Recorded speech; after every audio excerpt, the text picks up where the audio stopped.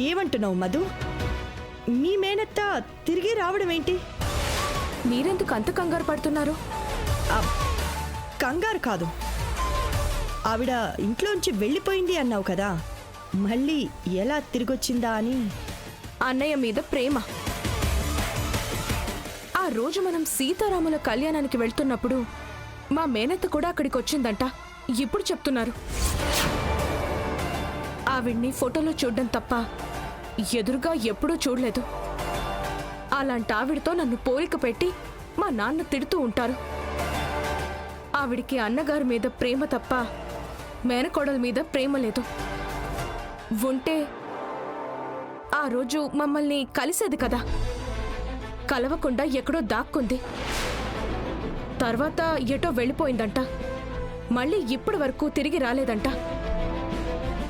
సరే, ఉంటానండి, పనుంది.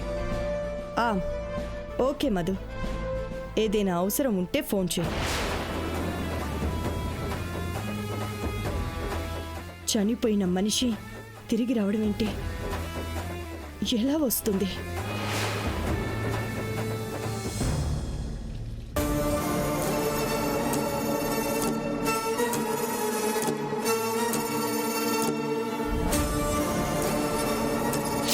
ఇప్పుడు అన్నయ్య అంటూ తిరిగొచ్చింది గాని చెల్లెమ్మ అంటూ ప్రేమగా దగ్గరికి తీసుకున్నాడట. మధు చెప్పింది నిజమా? సుమతి బ్రతికే ఉందా? ఈ మధ్య ఇంటికొచ్చి తన అన్నని కలిసిందా? మొన్న టెంపుల్కి కూడా వచ్చిందా?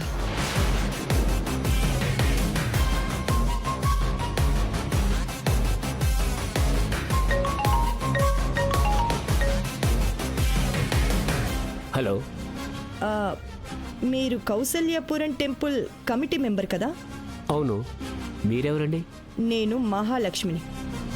మొన్న మీ గుళ్ళో జరిగిన సీతారాముల కళ్యాణానికి వచ్చాను. మేడం చెప్పండి. మీరు నాకు ఒక హెల్ప్ చేయాలి. ఏంటి మేడం? మీ గుళ్ళో సీసీ కెమెరాలున్నాయి కదా, కళ్యాణం జరిగిన రోజు ఫుటేజ్ కావాలి. ఎందుకు మేడం? అది ఆ రోజు మేము కెమెరా తెచ్చుకోలేదు, ఫోటోలు వీడియోలు తీసుకోలేదు. మీరు ఫుటేజ్ ఇస్తే మేము కాపీ చేసుకొని మెమొరీగా ఉంచుకుంటాం. ఓకే మేడం, 10 నిమిషాలు గుడికి వెళ్తున్నాను, మీకు ఆ ఫుటేజ్ పంపిస్తాను. Thank you. Okay madam. అసలు సుమతి ఎలా బ్రతుకుంది? రంగా చనిపోయింది అని చెప్పాడు కదా, నిజంగా సుమతి బ్రతుకుంటే తను తిరిగొస్తే నా పరిస్థితి ఏంటి? సుమతి రాకూడదు.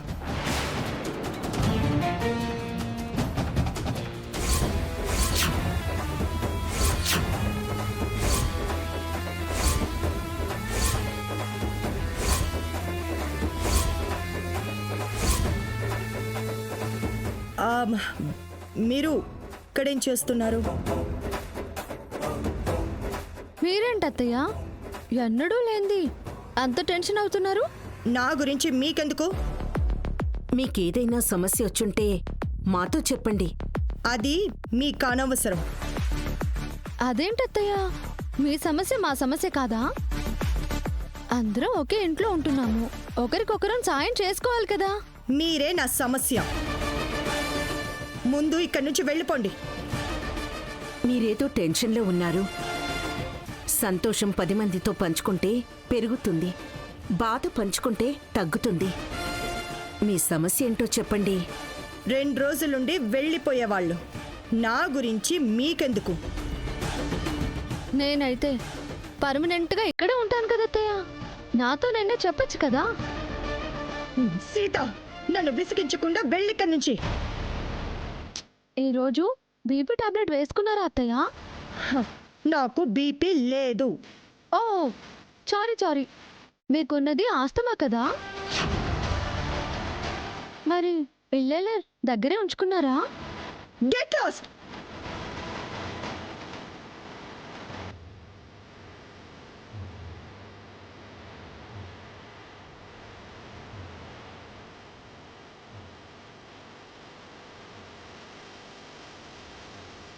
మీ అత్తయ్యని భలే ఆట పట్టించావు సీత.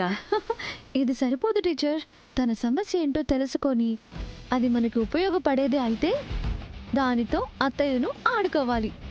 ఏమో అనుకున్నాను, గడుస్తానువే. మా అత్తయ్య మంచిది కాదు కదా టీచర్, అందుకే నేను కంచు.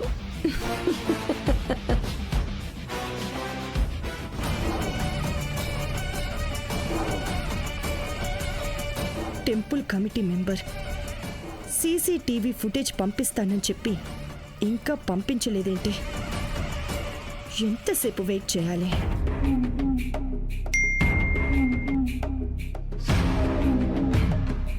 ఫుటేజ్ పంపించినట్టున్నాడు.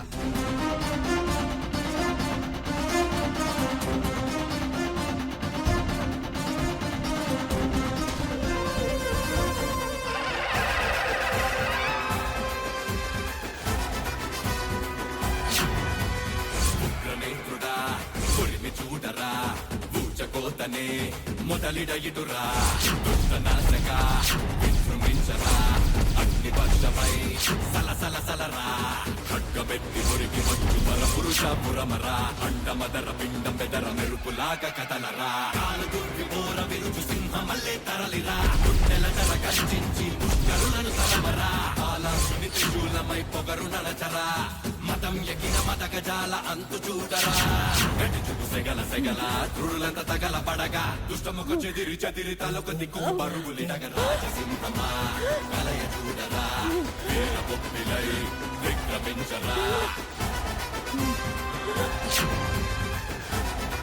మహా మహా మహా ఏమైంది మహా? ఇన్హేరా ఎక్కడ పెట్టావు మహా?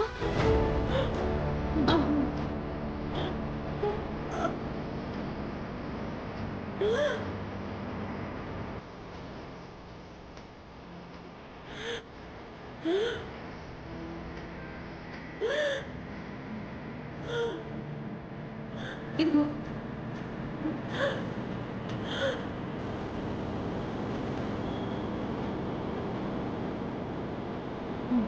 చాలా రోజుల నుంచి నీకు ఆస్తమా అటాక్ అవ్వలేదు కదా మహా? సడన్ గా ఇప్పుడేంటి? ఎవరైనా ఫోన్ చేసి ఏదైనా షాకింగ్ న్యూస్ చెప్పారా? ఈ ఫోన్ తీసుకో అర్చన. నిన్ను నా సొంత చెల్లిలా భావించి నీకొక నిజం చెప్పాలనుకుంటున్నాను. ఏంటి మహా? సుమతి బ్రతికే ఉంది.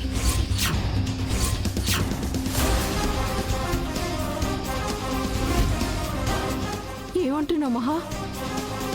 సుమతి అక్క చనిపోయిందని చెప్పావు కదా?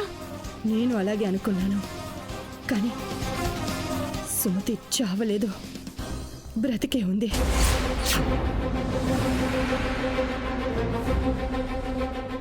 ఎవరు చెప్పారు?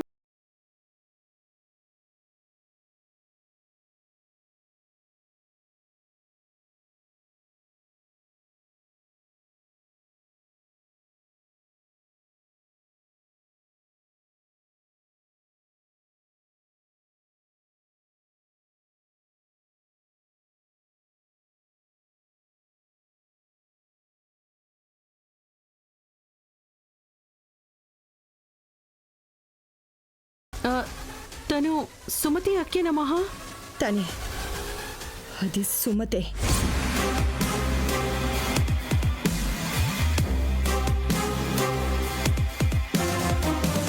సుమతి అక్క పక్కన సీత వాళ్ళ అమ్మా నాన్నలున్నారేంటి?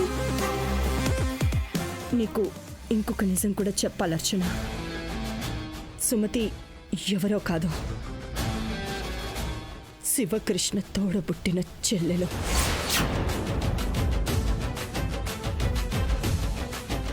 అంటే సీతకు మధుమితకు స్వయాన మేనత్త.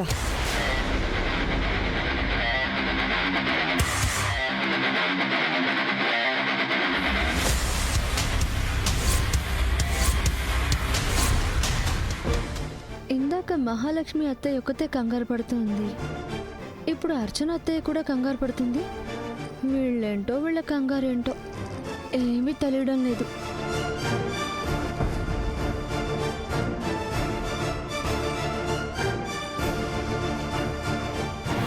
అంటే రామ్ సీతకి బావవుతాడు. ఈ విషయం సీతకి తెలిస్తే ఇంకేమైనా ఉందా మహా? సీతారాములని ఇంకెప్పటికీ విడదీయలేమేమో. సీత స్థానంలో మధునో మరో అమ్మాయినో తీసుకురాలేమేమో. అసలు విషయం అది కాదు అర్చన. సుమతి బ్రతికుండి కూడా ఇన్నాళ్ళు ఇక్కడికి ఎందుకు రాలేదు? మనల్ని ఎందుకు కలవలేదు? తన అన్నయ్య వాళ్ళ దగ్గరికి ఎందుకు వెళ్ళింది? ఇక్కడికి ఎందుకు రాలేదు? అవును మహా, సుమతి అక్క తన సొంత ఇంటికి ఎందుకు రాలేదు? బావను నిన్ను రామ్ని ఎందుకు కలవలేదు? Something is wrong. దీని గురించి ఆలోచించాలి. అర్చన, ఆ? నాకు కాస్త అన్ఈజీగా ఉంది. కాసేపు రెస్ట్ తీసుకుంటాను. నువ్వు వెళ్ళు. ఓకే మహా, టేక్ కేర్. సుమతి విషయం అప్పుడే ఎవరితోనూ చెప్పొద్దు. ఎప్పుడు చెప్పాలో నేను చెప్తాను. సరే.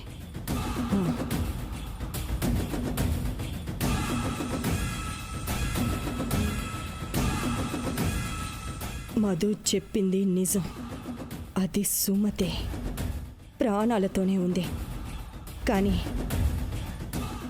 ఎందుకని సుమతి రాలేదు? ఎందుకని రాలేదు?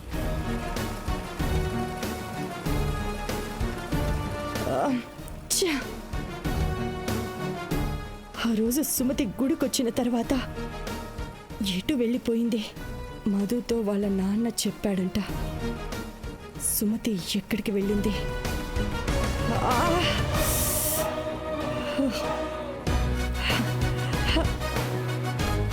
అసలే బుర్ర వేడెక్కి నేను తలనొప్పితో బాధపడుతుంటే ఇరిటేషన్గా ఈ మిషన్ సౌండ్ ఒకటి.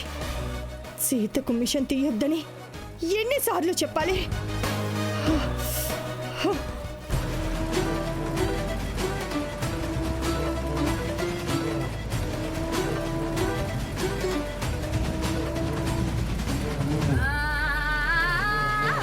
అస్త్రాన్నే మంత్రించే శస్త్రాన్నే సంధించే నలు దిక్కులు స్తంభించెను విల్లంపున బాణముతో.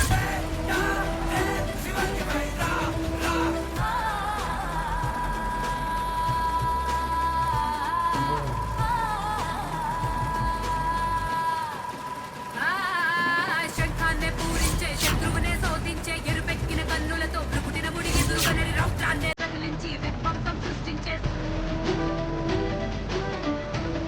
Stop it!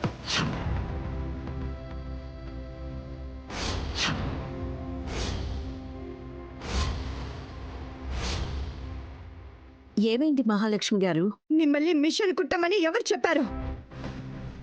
నేనే కుట్టుకుంటున్నాను. నాకు ఆ సౌండ్ అంటే ఇరిటేషన్.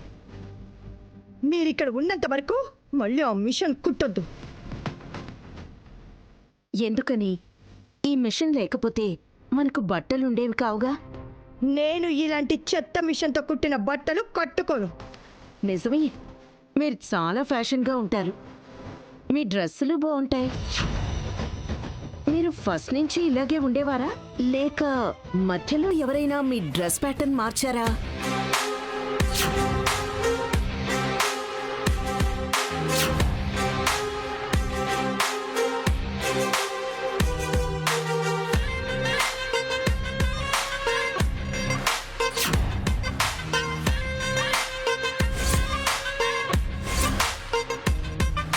చెప్పండి మహాలక్ష్మి గారు.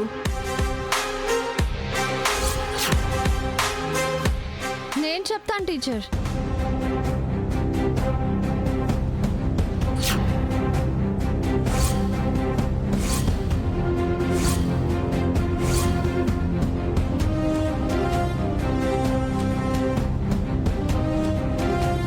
మా అత్తయ్య గారు మొదట్లో సాదా సీదాగా ఉండేవారట.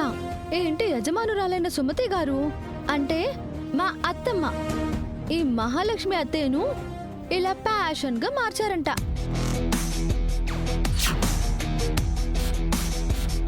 అప్పుడేమో మా మావయ్య గారు నాతో చెప్తే అదిప్పుడు మీతో చెప్తున్నాను టీచర్. మన ఇంటి విషయాలు బయట వాళ్ళతో చెప్పడం అవసరమా సీత? మంచి విషయాలు చెప్పుకోవాలి కదా అత్తయ్య. అప్పట్లో మీరు రోడ్డున పడి తిరుగుతుంటే మా సుమతి అత్తమ్మే మిమ్మల్ని ఇక్కడికి తీసుకొచ్చి ఆదరించింది. స్నేహితురాలువని సహాయం చేసింది. మీకు అన్నం పెట్టి మీ రూపురేఖలని డ్రెస్ని మార్చింది. ఇనఫ్ సీత, చెప్పింది చాలు. మొత్తం చెప్పనివ్వండి అత్తయ్య. మా సుమతి అత్తమ్మ మంచితనమే కాదు, మీ మంచితనం గురించి కూడా చెప్పాలి కదా. దురదృష్టవశాత్తు సుమతి అత్తమ్మ ఈ ఇంటికి దూరం అయితే ఈవిడ ఈ ఇంటిని, మావయ్య గారిని, మామని, ప్రీతిని చూసుకుంటూ ఇక్కడే సెటిల్ అయిపోయి సుమతి అత్తమ్మ రుణం తీర్చుకుంటున్నారు. ఓ, మీరు చాలా గ్రేట్ మహాలక్ష్మి గారు. మీ స్నేహితురాలి కోసం చాలా చేస్తున్నారు. అంతా ఇంత కాదు టీచర్. మా సుమతి అత్తమ్మ వెళ్ళిపోయాక ఈ అత్తయ్య మా మావయ్యని పెళ్లి చేసుకుని మామకి, ప్రీతికి పిన్నయ్యి సొంత తల్లిలా చూసుకున్నారు. మీకు విషయం తెలుసా? మామని, ప్రీతిని పెంచడం కోసం ఈ అత్తయ్య పిల్లల్ని కూడా కనలేదు. గ్రేట్, చాలా పెద్ద త్యాగం చేశారు. అందుకే మా మావయ్యకి, మామకి, ప్రీతికి అత్తయ్య అంటే అంత గౌరవం. బావుంది మహాలక్ష్మి గారు. మీ స్నేహితురాలు సుమతి చాలా అదృష్టవంతురాలు. తను లేకపోయినా తన్లా చూసుకునే మీరున్నారు. మా ఇంటి విషయాలు మీకు అనవసరం. ఇంకొకసారి ఈ ప్రస్తావన్ని తీసుకురాకండి. మా టీచర్ గారు మిమ్మల్ని పొగిడారు అత్తయ్య, తిట్టలేదు కదా. నాకు పొగడ్తలంటే నచ్చవు, చిరాకు.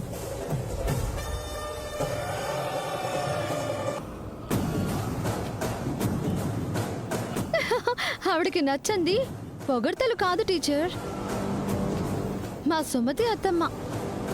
ఆ పేరెత్తితే చాలు అత్తయ్యకు చిరాకు, కోపం అన్నీ వస్తాయి.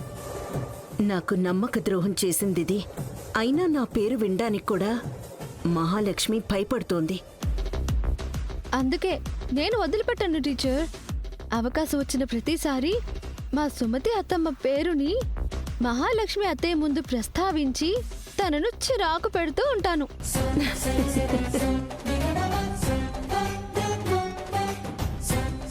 రక్త సంబంధం అంటే ఇదే మహాలక్ష్మి.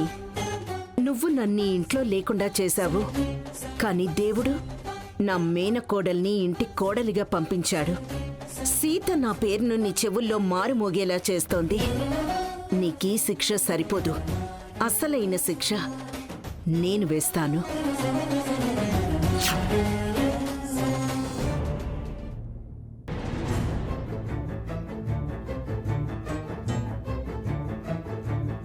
కాఫీ తీసుకో సూర్య. అక్కడ పెట్టు. ఏ నా చేత్తో ఇస్తే తీసుకోవా? నన్ను విసిగించకుండా వెళ్ళు. నీకేమైంది సూర్య? ఎందుకు మధును అలా కసురుకుంటున్నావు?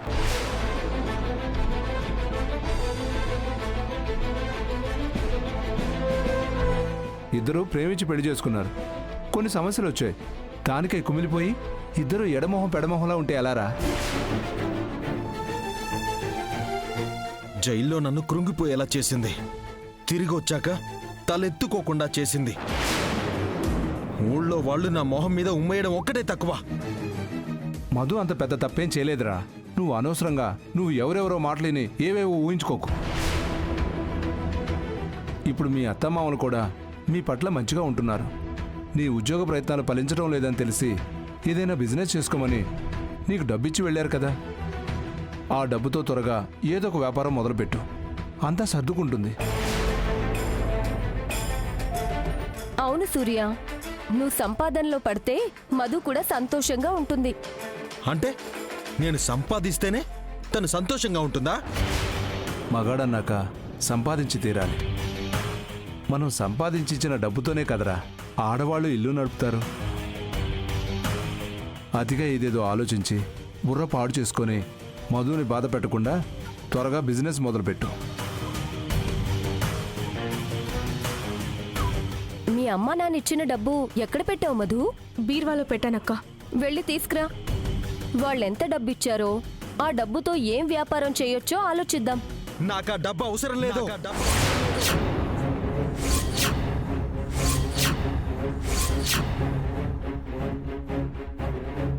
నీకు వేరే దారి లేదురా, నా మాట విను. నువ్వు వెళ్ళి ఆ డబ్బు తీసుకురమ్మా.